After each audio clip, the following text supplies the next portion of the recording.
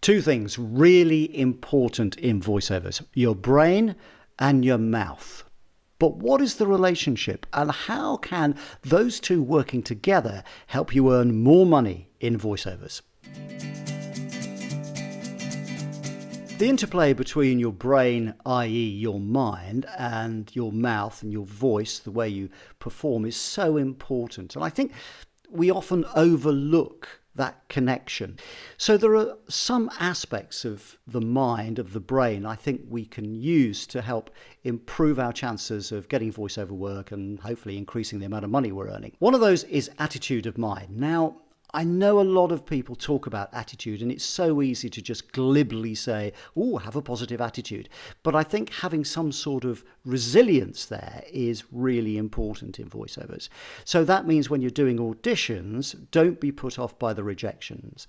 Rejection goes with the territory in voiceovers. There's not very much you can do about it. But what you can do is use those auditions as a learning platform. So think of every audition almost as a way to learn more about your voice and your performance, and that will help. The other thing to think about is the business side of your brain. Having some sort of business brain is so important in voiceovers, and that means doing very basic things like keeping records, your profit and loss, keeping an eye on your return of investment. So are you spending too much money on a microphone or on marketing or whatever?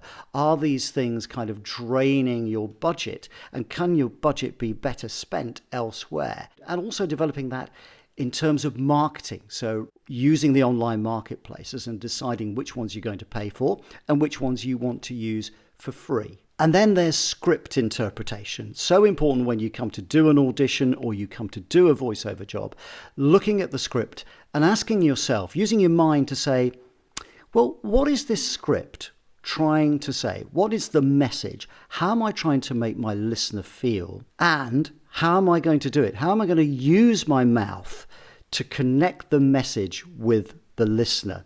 And that's, I think, a fundamental question you should always ask yourself when you're presented with a piece of text, a manuscript or a voiceover script.